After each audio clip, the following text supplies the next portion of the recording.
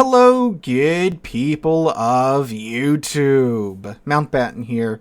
And buckle up, boys and girls. We've got two huge devblogs to get through in today's video. Huge in terms of the news that they're bringing us. Like, they are genuinely addressing some things that we have been bringing to their attention for quite some time in these devblogs.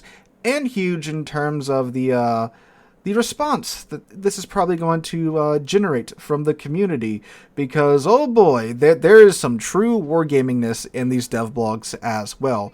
So let's go ahead and get on into them. As always, both of these devblogs are linked down below if you wish to check them out for yourself. And while you're down there, why don't you go ahead and harass that like and subscribe button, because that helps out greatly on the YouTube side of things. So I will, as always, also be throwing up any relevant images or artwork as we go through it, but now let us dive on in. Starting out with the first devblog that was released earliest. The devblog is titled Blucher Dockyard, Unbreakable Line, Efficiency Badges, and more. Closed test 14.3.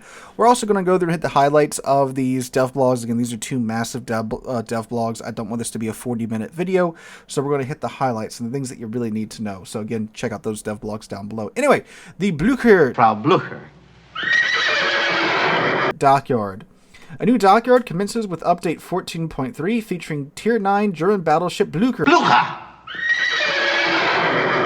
I'm not going to keep the Young Frankenstein clips rolling. I don't have enough of them. Another Tier 7 Commonwealth cruiser Gambia will additionally be available as an intermediate reward. Catch the details below. All right, so the Blucher, and look at her dockyard camo. They yeah, you know, most of the dockyard camos are, you know, nice pristine camos. They're leaning into the historical accuracy with this one. But anyway, the second ship of the Admiral Hipper class of heavy cruisers to be completed, Blucher was among the main participants in the German invasion of Norway and Denmark in 1940.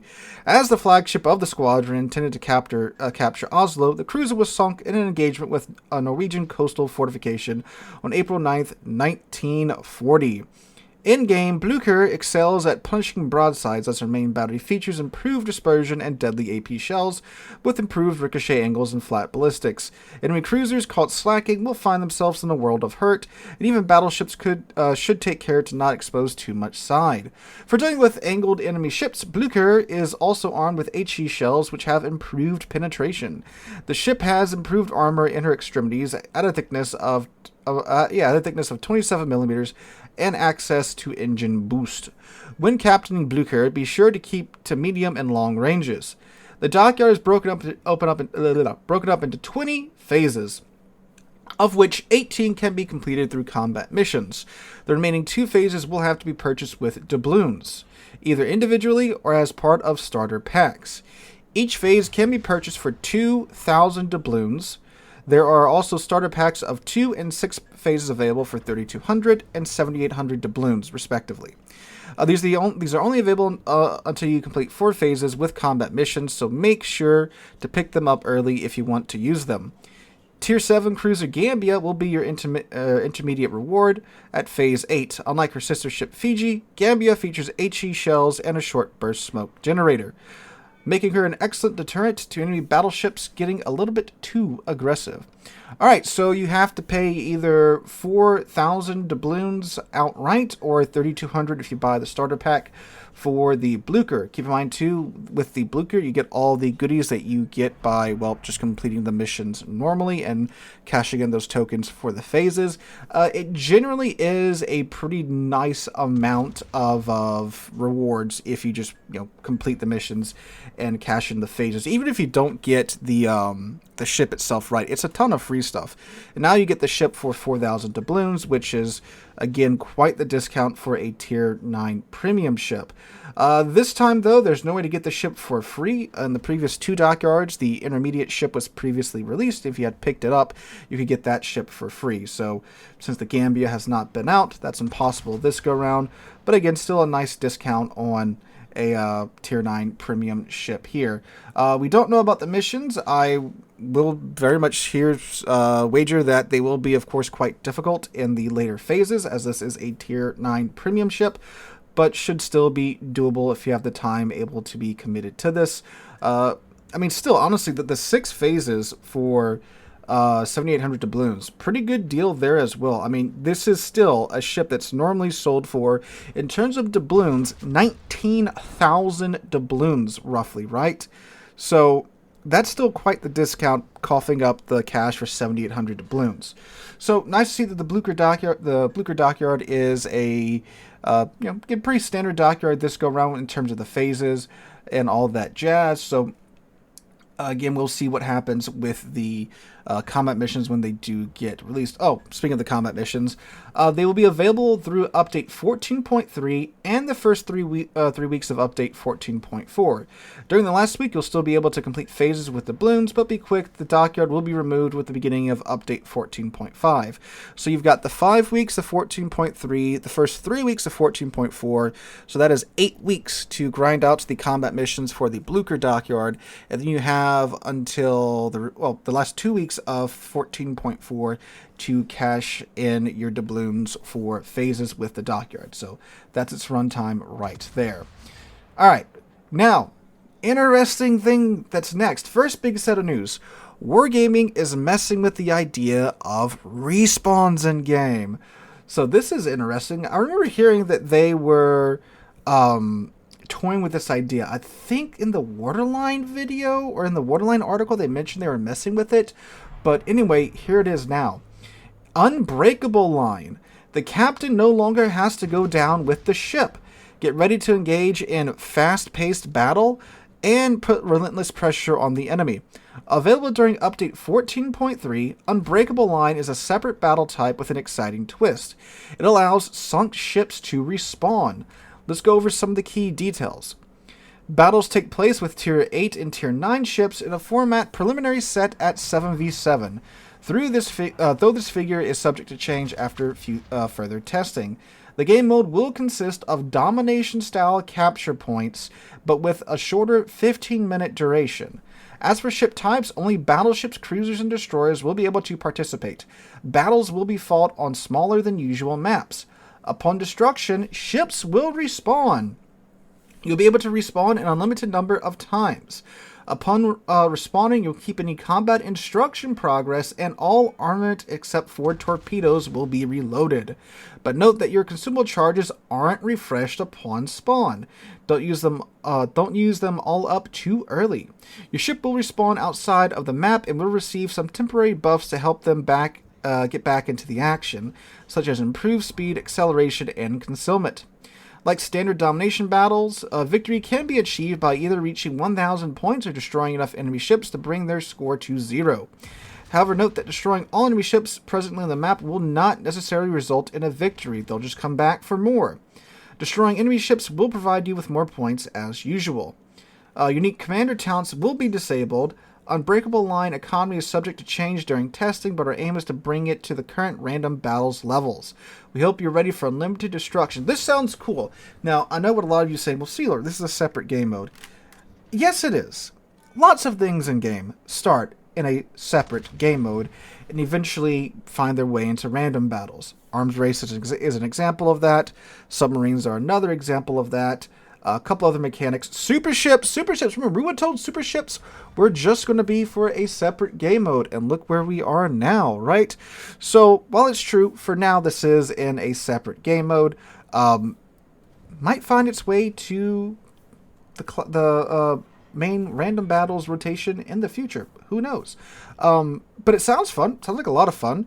There's no reason to sit in the back of the map and snipe anymore. That's probably what they're very well testing here to see how this changes the aggressiveness of the player base. Maybe. I don't know. I don't work for Wargaming. But I'm excited to test this out. This sounds like fun. Sounds like a lot of fun. And Tier 8 and Tier 9 ships for now. I guess they just want to see how it works with those two tiers before ramping it up to Tier 10. But I'm excited for this. This sounds cool. I like that idea, and, well, I can't wait to get my hands on it. All right. Next thing that's pretty interesting that is kind of something that we've been asking for some time. I won't read this word for word. This is just a little blurb that I'll go on here. So they're looking at bringing in efficiency badges.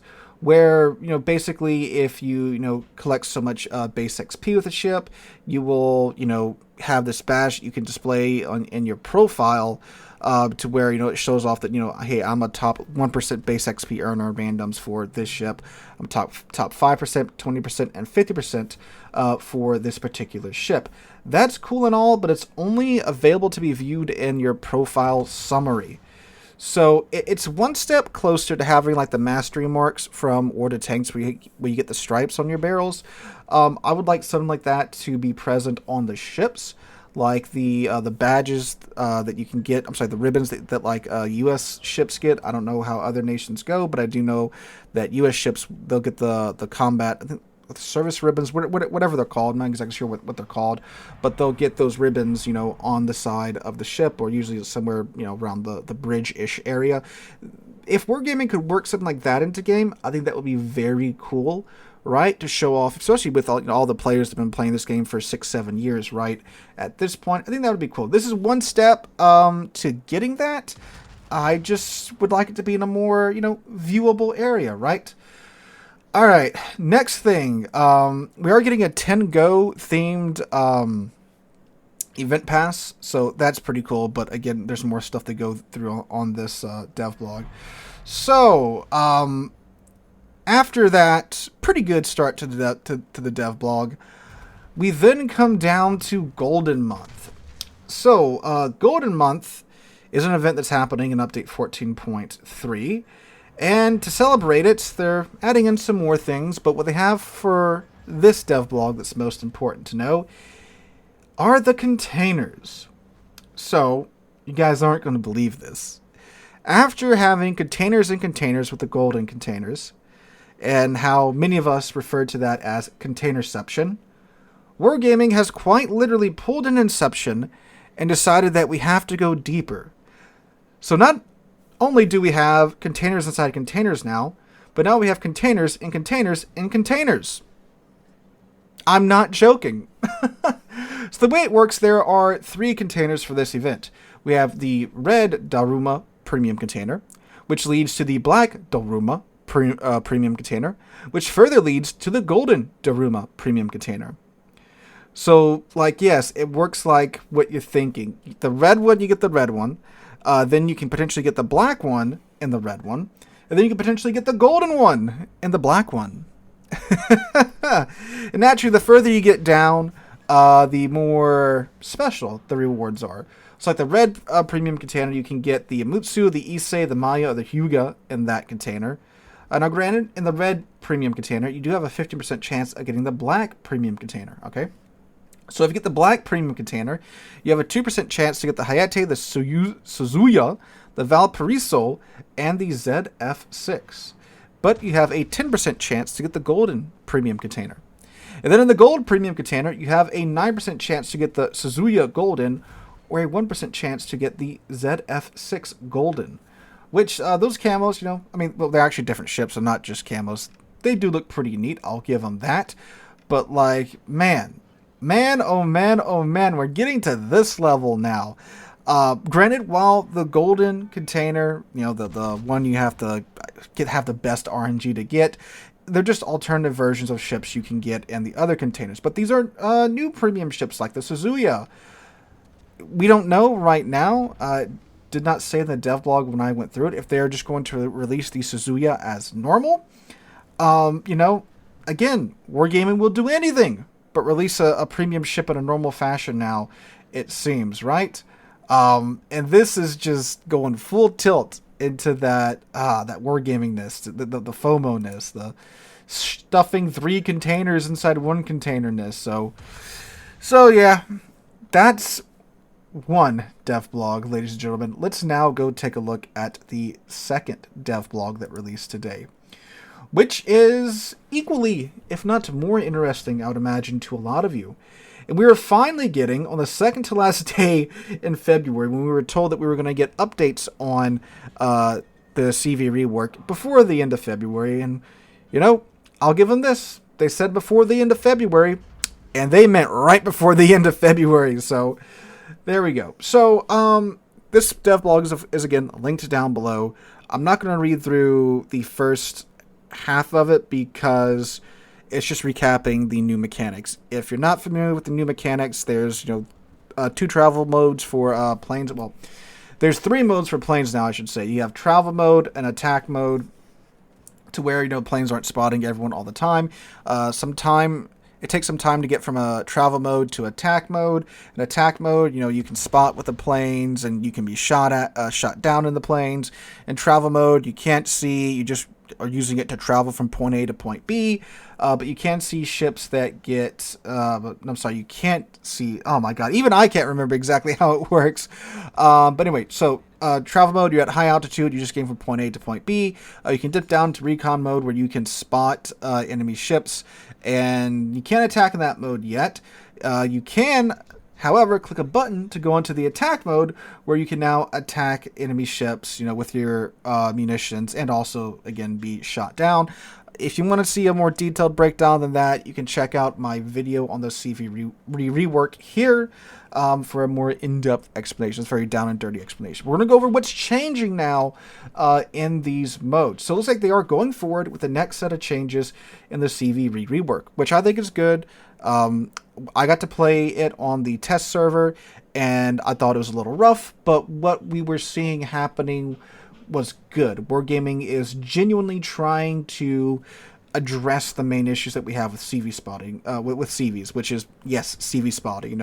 The unintentional spotting of half of the team by planes just flying around willy-nilly, and the things like the ability for planes to just, relentlessly attack a ship and bully it, and the fact that it feels like AA does nothing because you shoot down half the squadron. Doesn't matter. You still have more planes. You shoot down half the attacking flight. It doesn't matter because you didn't shoot down the entire squadron, right? So you shoot down 3 or 4 planes, and if you have 3 or 4 more planes in your squadron, they just get replenished in the attacking flight, right? So those are some of the things that they were looking at fixing here with a lot of the things that they brought in this new rework. But let's take a look at what they are changing. So the first one up is travel mode. So travel mode, again, this is when you're just going from point A to point B. You can't spot enemy ships, but your planes can be spotted by other planes and surface ships. And I believe you can only see ships that are spotted by surface ships. Okay, so what they're changing here is, first off, based on player feedback, we're bringing back the speedometer for better control of the aircraft, as well as enhancing the aiming UI to make it feel like more traditional flight simulators. Interesting wording there. Since the engine boost bar was removed and your ability to increase your speed is no longer limited during travel, a new consumable that increases the maximum speed of aircraft in all 3 modes will be introduced. Okay, fair enough. To better differentiate between modes, we added special UI and visual elements that will provide additional information about the current altitude of your planes. That's good because there were some times when you're in the middle of battle, trying to figure out who you're going to go for next. I could definitely see how players were getting confused by this. And here's a GIF of the new HUD. You can see you have the speedometer to the left, you have the indicator to the right, indicating what mode you are in. Looks like you also do have the aiming reticle. No, that was still there in the first round of testing, but then you've got, again, the more traditional looking flight simulator UI, as they said there. So I think those are all pretty good and pretty fair changes so far. All right, recon mode. This is the mode that you would go into when you wish to dip down and check below you and see what was going on with the enemy team. So what have they changed? In this iteration, we've made some UI improvements to help you understand the mechanics. The timer is displayed near the reticle and will turn red as the time is about to run out. The only way to replenish the timer is to return the planes to the carrier. This encourages carriers to rotate their squadrons in battle. Okay. Recon mode can't be immediately activated or deactivated. There's a delay to avoid potential dolphining. If you see a suitable target, you can start the attack from recon mode. However, it will still require some preparation time. That worked the same way before, that last bullet point there. So, but what sounds different is that you can't replenish the recon mode time by just going back up to travel mode. You could do that in the first round of testing, but now you have to bring those planes back to the carrier in order to replenish that. That's an interesting change. See, before you would want to rotate your planes anyway, because if you keep relying on, you know, 1 or 2 squadrons out of like your 3 squadrons, those 2 squadrons, naturally the planes are going to get depleted faster, so you'd want to rotate them in and out anyway. But now it's like, well, if you want to, you know, have the ability to go down and take a look around, you got to bring the planes back to the carrier. That's an interesting change. A lot of this, like, I'm not the world's best CV player. I'd have to get my hands on it to really see what it feels like. So that's why I'm just going like, yeah, that sounds interesting. That sounds interesting, because I don't really have the CV experience to really talk about it too much. But I can read the DevBlog to you guys and give you guys what little sense I have on this. All right. Manual control of carrier guns. This is where a big change is announced that I'm sure many of you will like. So, you can control the carrier's guns, so I'm very glad they're fixing that bug where Graf Zeppelin's main battery guns aren't player controlled anymore. But what they are changing is the fires on the carriers. They're changing it to where they do last for a more traditional burn time for carriers, and they're going to do about the same damage over time as battleship fires do. So the fires on carriers now run for 45 seconds, and they eat 0.3% of the ship's HP per second. And the fire resistance is going to be the same as on battleships of that tier. So carriers lose their special little fire now.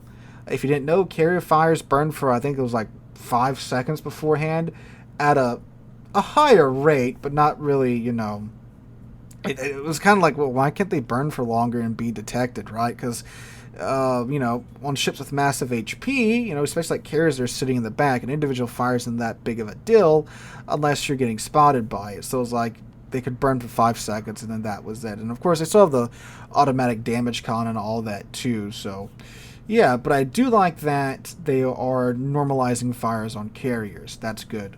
That is very good. All right. As far as surface ships go, the AA changes. Again, you want to know exactly what happened, check out my video on the CV rework. So they say, manual AA. After reviewing your feedback, we decided to combine the best of the old and new designs of this mechanic. When activated, it will cover the whole AA area around the ship and buff AA damage. So it doesn't matter what side you're on anymore. You don't have to pick a side. It's just going to buff the entirety of the AA bubble around your ship. I think that's cool. Makes a lot of sense because it was like, well, the planes are on this side of my ship. If I want to try and shoot them down, well, they're going to be on, you know, the port side, but well, they flew across. Now they're on the starboard side, and you know, it's like, oh well, you know, what do I choose, right? You could say, you know, you choose the side that they're going to be flying in the longest because, you know, it does more damage, but, you know, the strike's over by then, so, But I like that it's just all sides now. That's good. All right, the automatic AA defense reinforcement. So this was a mechanic where if the planes kept attacking you, you would build up to a buff, and you could pop the buff and do additional damage to planes. They've made more than a few changes to this now. Mechanically, it's pretty similar to combat instructions, though in this iteration, the progress won't decay, even if you don't damage enemy planes for a while. Once your progress reaches 100%, a passive bonus to AA damage automatically activates. After activation, automatic AA will start losing its charge. If it's not attacking planes because there are no nearby planes, or if AA is disabled or broken, it will happen slower than if it's actively damaging them. There's no limit on how many times automatic AA can be activated in a battle, though you won't get any charge while the automatic AA is already active. Aircraft can see automatic AA if it enters its radius. It will have different visual effects. I'm assuming like DFAA-ish effects. Okay, that's pretty good. Beforehand, the whole reinforced AA sector buff, whatever it was called beforehand, was pretty underwhelming. So perhaps this will help it a little bit, along with, again, you know, it affecting both sides now. Again, I guess we'll see when we get our hands on this test client. And now we're getting a new consumable called Preparation for a Strike. A new consumable will be introduced for testing, Preparation for a Strike, that directly reduces incoming damage from rockets, bombs, and all types of torpedoes. Yes, even non-aerial torpedoes. We want to provide more versatile tools for you when dealing with carriers, so we are trying a different approach. For this test, the consumable will be available only for the ships that have access to DFAA in the same slot. So you pick DFAA or you pick Strike Prep. But we might consider giving it to other ships in the future. So that's cool. So it reduces the incoming damage from torpedoes, bombs, and rockets and aerial torpedoes by 30% for 30 seconds. Huh. That is something a lot of you are going to be excited for. I mean, how many times do you see people complaining about like the walls of skill, torpedoes in general, submarine torpedoes? Oh, this sounds pretty good. Although again, very arcadey at the same time. Again, it's all in testing. It may not make it to the live server, but I mean, that's quite helpful. Negating 30% of the damage that torpedoes do to you.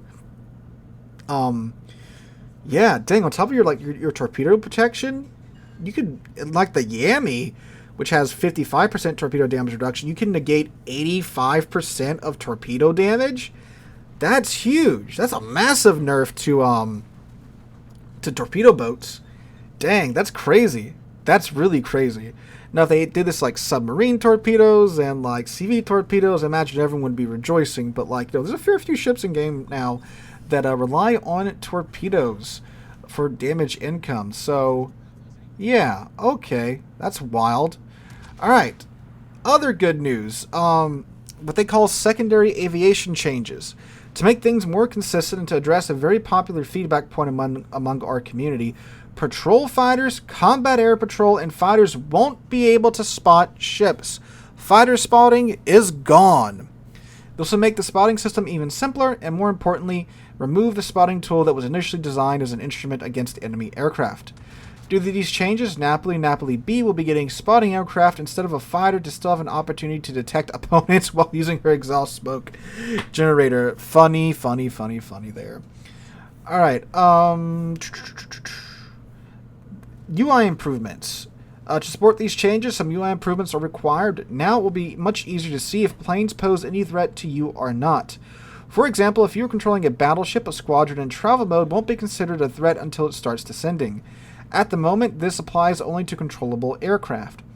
If the aircraft is at a significant distance, regardless of mode, its color indicator will be orange.